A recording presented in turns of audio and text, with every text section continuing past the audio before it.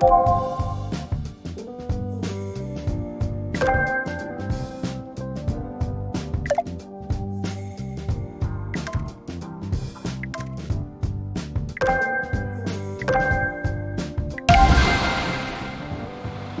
hello, this is Benedict, and I'm going to give you a very quick look at some of the UI sound effects that I did for Bus Simulator City Ride on the mobile and on Nintendo Switch.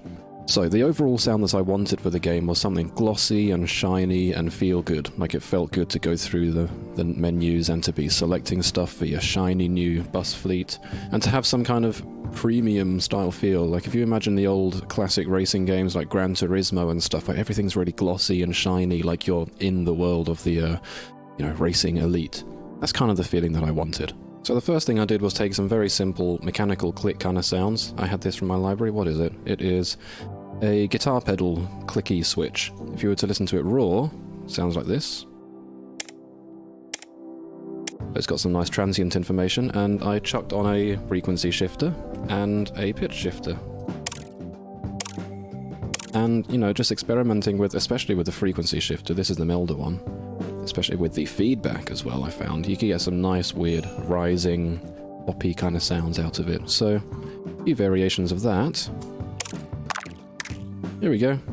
There's nothing really that strange going on there. It's just experimenting with frequency shifting again, some built-in reverb pitch shifting, and then some saturation on it just to thicken it up a bit. Some of the simple stuff I've got next is some nice chiming kind of sounds.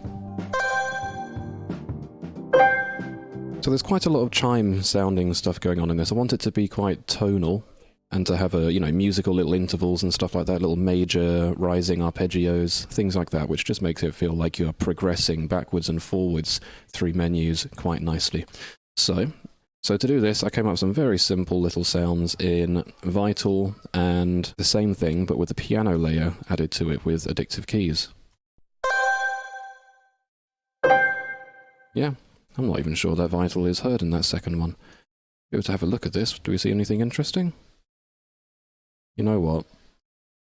It's just me messing around with a load of stuff until I got something nice and shiny. Then I'm going to imagine I put some reverb on it at the end. Yes, I did. And then I put a frequency shifter on the end of that. And adding a frequency shifter after a reverb gives it a nice, long, shimmery kind of sound. And then if you were to add the frequency shifter, it brings out the shininess in that long tail, which is quite nice. So for the back sounds, these are when you go back through the menu from one screen to the main menu or something, and we got two variations. One of them is a little bit bigger sounding than the other. It's got another note added on the end. Here we've got two notes. This one's got a third one hiding behind the FX button there. So I used Labs, Spitfire Labs. It's all a bunch of free instruments that it's got some fantastic sounds in there. Either it's recorded instruments that you can play, or it's lots of different sound effects and synth presets and things like that. So let's have a listen to it first without any of the extra processing on it.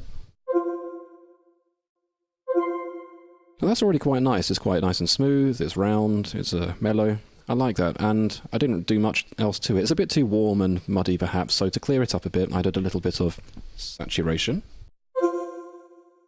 a little bit of chorus. Barely even hear that.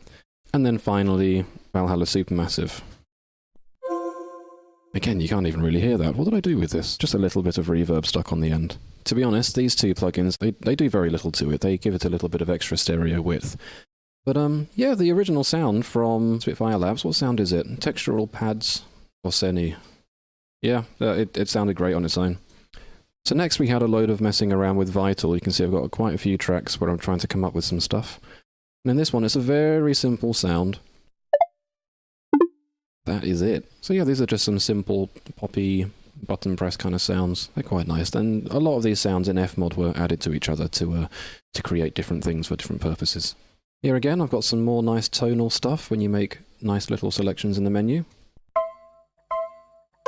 Once again, as you can see, lots of labs. Lap steel guitar, plucky. This is great for UI stuff because it's quite sharp and, well, plucky sounding.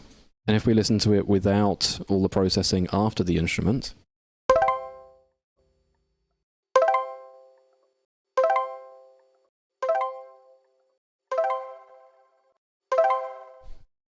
So when you change the decal or the colour of your bus, you get these sounds.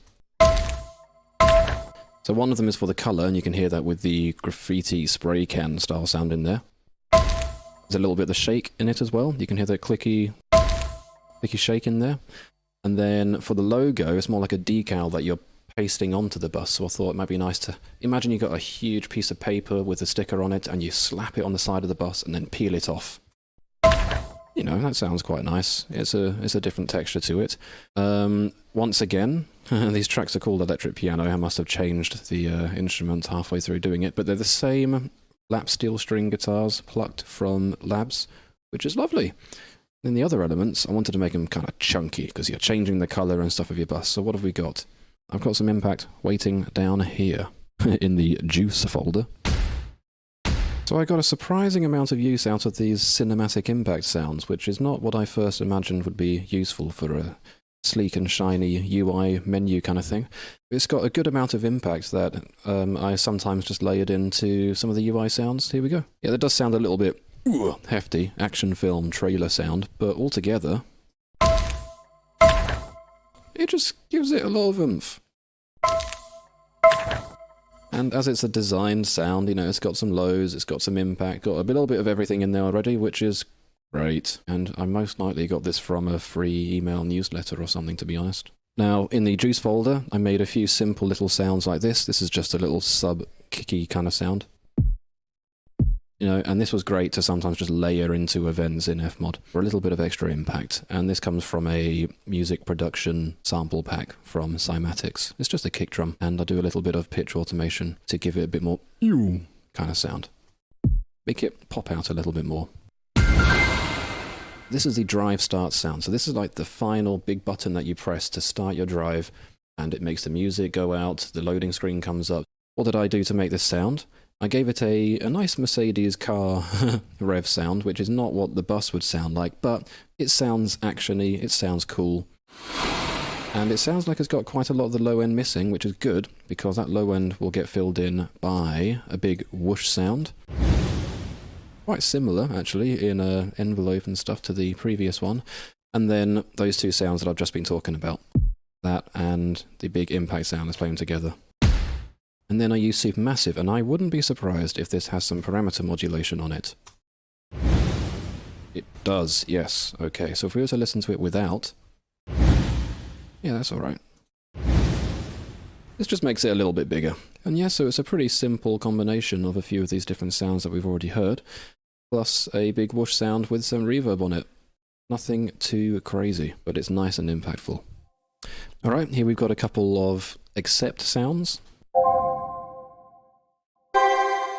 Similar to before, they are using a Spitfire LABS instrument, and it looks like there's not even any extra processing on it. I just picked a sound that I like, played a tonal little thing, done. So for these two accept sounds, once again, I just used Spitfire LABS. This one's got a little bit of extra processing on it, just for some reverb, but this one here, there was no need. You know, why mess with something which is already lovely? Piano Pad's Alien, I literally just cycled through all the presets until I found something that was quite nice for me to play a little simple major chord kind of sound. The important thing to take note of with this, though, is that it is in tune with the music in the background, and I did that. I picked the music in the background for the menu quite early, so whenever I made these tonal elements, I knew which key I was doing it in. And you know what, if they're all MIDI and synthesized, if it doesn't sound right, just transpose the MIDI and you might get what you want. Something to take into consideration. So here's a nice little element. This is a whoosh sound, which is great for screen transitions and stuff. That's quite nice and long and a little bit wispy. So how did I do that? Well, it starts off with just a simple whoosh sound, and if I got rid of the processing, that's pretty simple. And then all I did really was chuck on some reverb. You know what? Why not? It works. It's simple. And really, that's it. As you can see, there was nothing too crazy going on with processing and stuff like that. It was more about just finding great sounds in different free sampler instruments, like Spitfire LABS. a lot of them just worked, and sometimes I did some simple processing like reverb and frequency shifting, and that kind of did the job for me after a bit of iteration with each one. And once I was happy with the iteration, I just left it in there. So there's not always the need to do crazy processing and stuff with this. Often, if you kind of have an idea of what you want it to sound like, you can pick the sounds that you want from a free thing such as Labs, and a lot of it then is done for you.